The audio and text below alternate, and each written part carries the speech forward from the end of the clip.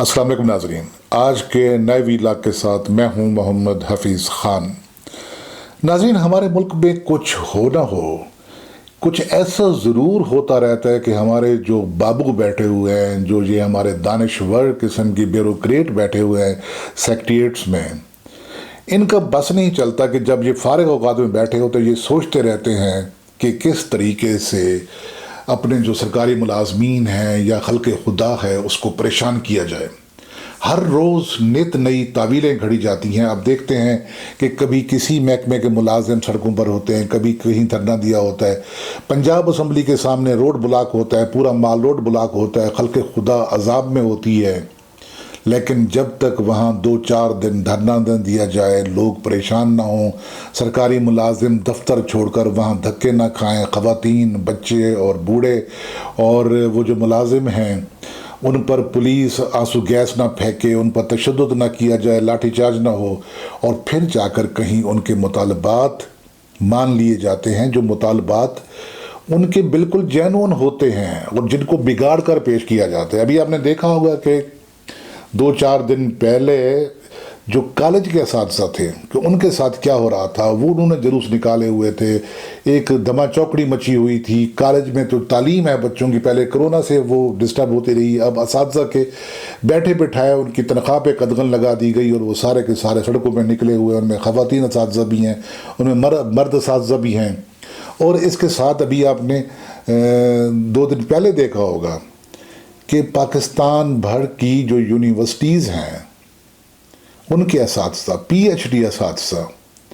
जिन्हें अपने दफातर में बैठकर, यूनिवर्सिटीज़ में बैठकर, अपने शोबों में बैठकर दर्स व तदरीस का सिलसिला जारी रखना चाहिए, वो अपने हालात से परेशान होकर सड़कों पर आ गए, इस्लामाबाद में इकट्ठे हुए और हायर एजुकेशन कमीशन की बिल्डिंग के सामने उन्होंने धरना दिया। उसकी वजूहात क्या थी और उस धरने के बाद क्या हुआ, ये आप गुफ्तगू सुनिए। सर्विस स्ट्रक्चर की सूरत हाल ये है कि हमारे BPS के यूनिवर्सिटी असातिज़ा पहले लेक्चरर भर्ती होते हैं, उसके बाद उन्हें सीट्स निकालने के मरहले पर मेहनत करनी पड़ती है कि उनके लिए स्पेशल सीट्स निकाली जाएं अगले ग्रेड में जाने के लिए, यानी लेक्चरर से असिस्टेंट प्रोफेसर बनने के लिए। जब वो पहला स्टेप है सीट्स निकलने का, सीट्स निकालने के बाद फिर उन्हें ऐड निकलवाने के अमल से गुज़रना पड़ता है। एडवर्टीज़मेंट जो है, यूनिवर्सिटी के इंतज़ामिया एडवर्टीज़मेंट को डिले करती हैं। एडवर्टीज़मेंट के बाद फिर स्क्रूटनी का एक प्रोसेस शुरू हो जाता है। उस स्क्रूटनी के प्रोसेस में भी असातिज़ा को तज़लील का भी सामना करना पड़ता है और उनके जो डिले भी उसमें होता है। उसके बाद स्क्रूटनी के अमल से गुज़रने के बाद फिर यूनिवर्सिटी इंतज़ामिया की मर्ज़ी पर होता है कि वो कब उसका सेलेक्शन बोर्ड मुनाकिद करें, और सेलेक्शन बोर्ड मुनाकिद करने के बाद फिर जब अगर अपॉइंटमेंट हो जाती है तो 2 साल का प्रोबेशन जो है वो उस शख्स को, जो भी अपॉइंट होता है नेक्स्ट ग्रेड में, उसे वो 2 साल का प्रोबेशन भी भुगतना पड़ता है। और ये जो मैंने प्रोसेस आपको बताया, ये प्रोसेस असिस्टेंट प्रोफेसर की सीट के लिए भी, तरक्की के लिए उसे करना पड़ेगा। फिर इसी प्रोसेस से गो थ्रू होना पड़ेगा एसोसिएट प्रोफेसर बनने के लिए, फिर इसी प्रोसेस से गो थ्रू होना पड़ेगा प्रोफेसर बनने के लिए। और इस सारे अमल के दौरान जो रीअपॉइंटमेंट इसे हम कहते हैं, जिसमें जो पाकिस्तान की यूनिवर्सिटीज़ के असातिज़ा, ये एक ज़ाहिरी बात है कि ये मुआशरे के इंतहाई आला तालीम याफ्ता लोग हैं, और यूनिवर्सिटी असातिज़ा के इस 90% के इस कैडर को जो आगे तरक्की के अमल में इस सारे प्रोसेस से बार बार गुजरना पड़ता है। नाज़रीन, आपने गुफ्तगू सुनी حالانکہ دیکھا یہ جا رہا ہے کہ یہاں پر ایک ایگریمنٹ طے پایا، لیکن میں حیران ہوں کہ یہ کن کی سپرویژن میں ایچ ای سی کے اور اساتذہ کے درمیان ایک معاہدہ ہو رہا ہے کہ ان کے مسائل حل کیے جائیں گے، اور اس کی سپرویژن کس کی ہے؟ Under the supervision of Malik Muhammad Umar, City Magistrate Islamabad, and representatives of Islamabad Police at 2:30 p.m. on 10th March 2022. The following terms were agreed upon by both sides to call off the protest. چاہیے تو یہ تھا کہ H E سی اور اساتذہ کے درمیان جو بات ہوتی وہ انہی کے درمیان میں ہوتی ہے، لیکن حیرت کی بات ہے کہ مجسٹریٹ صاحب کی سپرویژن اور پولیس کی سپرویژن میں بھی سب کچھ ہوا۔ میں یہ سمجھتا ہوں کہ ابھی ایسا کچھ نہیں ہونے والا، یہ ایک لالی پاپ دیا گیا ہے، اس پر کوئی نہیں عمل ہونے والا۔ آپ نے سن لیا ہوگا کہ کس طرح ہر سٹیپ پر لیکچرر کے بعد اسسٹنٹ پروفیسر، اسسٹنٹ پروفیسر کے بعد ایسوسیٹ پروفیسر، اور ایسوسیٹ پروفیسر کے بعد فل پروفیسر بننے کے لیے ایک لیکچرار کو جس نے پی ایچ ڈی کی ہوئی ہے کسی یونیورسٹی میں کیسے کیسے پاپڑ بیلنے پڑتے ہیں، کس قدر فیوریٹزم چلتی ہے۔ یہ جو سیٹ نکالنے کا بتایا جاتا ہے، یہ میں حیران ہوتا ہوں کہ سیٹ نکالی کیسے جاتی ہے۔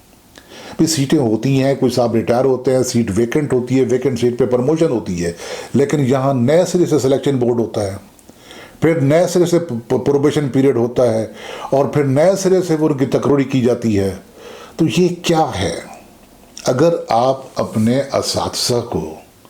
پریشان رکھیں گے، آپ نے ڈاکٹرز کو پریشان کیا ہوا ہے، ینگ ڈاکٹرز کو پریشان کیا ہوا ہے، ہر شخص کو مجبور کر دیا ہے کہ وہ گلی کوچوں میں نکلے، سڑکوں پر نکلے، اور اس کی وجہ کیا ہے کہ تمام محکمے جو اسپیشلائزڈ محکمے ہیں، جہاں پروفیشنل لوگ ہونے چاہیے، ان کے سیکٹری جیسے ایجوکیشن ہے، ہیلتھ ہے، وہاں پر بیوروکریٹس لگا دیے گئے ہیں جو ان کے مسائل سمجھتے ہی نہیں۔ اور اسی طرح جو ہائر ایجوکیشن کمیشن ہے، ہائر ایجوکیشن کمیشن میں بجائے اس کے کہ ہائر ایجوکیشن کمیشن کوآرڈینیٹ کرنے کے ساتھ ساتھ یونیورسٹیز کے معاملات کو یونیورسٹیز کے اساتذہ کے لیے آسانیاں پیدا کرتا، اور وہاں جو بابو لوگ بیٹھے ہوئے ہیں وہ صرف یہ کرتے ہیں کہ کیسے کیسے ان کے مسائل کو بڑھایا جائے، کیسے کیسے اقدام کیے جائیں کہ اساتذہ کے بیٹھے ہوئے وہاں چیخیں نکلیں، اور کیسے کیسے وہ زندگی جو ان کی اپنی ہے ایک دفعہ ملنی ہے، اور زندگی کے ساتھ کس قسم کا کھلواڑ کیا جاتا ہے۔ ایک استاد کو، ایک ڈاکٹر کو، ایک انجینئر کو مسلسل ذہنی اذیت میں رکھ کر، پتہ نہیں ہمارے یہ جو بیوروکریٹ صاحبان ہیں یہ چاہتے کیا ہیں، لینا کیا چاہتے ہیں، کرنا کیا چاہتے ہیں۔ وہ اپنی ناکامیوں کے بدلے ان سے لیتے ہیں، وہ اپنی جو محرومیاں ان کا ماضی کا حصہ رہی ہیں، وہ شاید ان کا ان سے انتقام لیتے ہیں کہ جب ان کے ہاتھ میں پاور آتی ہے تو پھر وہ ان سے گن گن کر چن چن کر بدلے لیتے رہتے ہیں۔ تو یہ جو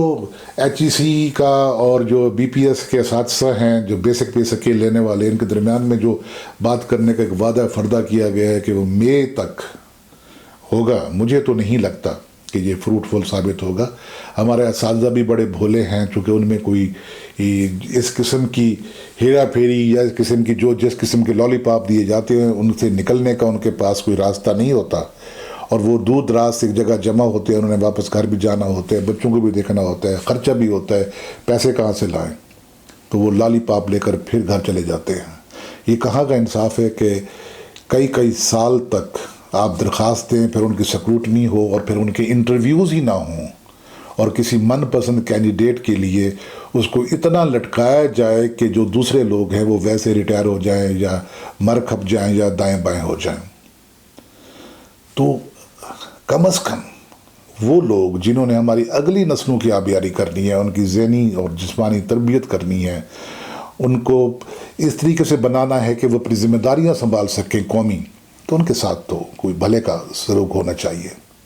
تو ناظرین، یہ تھا ہمارا آج کا ویلاگ۔ یہ گفتگو اچھی لگی ہو تو شیئر کیجیے گا دوستوں کے ساتھ، اور channel today with Hafeez Khan کو اگر آپ نے ابھی تک سبسکرائب نہیں کیا تو سبسکرائب کر دیجیے گا، بیل آئیکن کو پریس کر دیا کریں تاکہ آنے والے ویلاگ خود بخود آپ تک پہنچتے رہیں۔ اجازت دیجیے، فی امان اللہ۔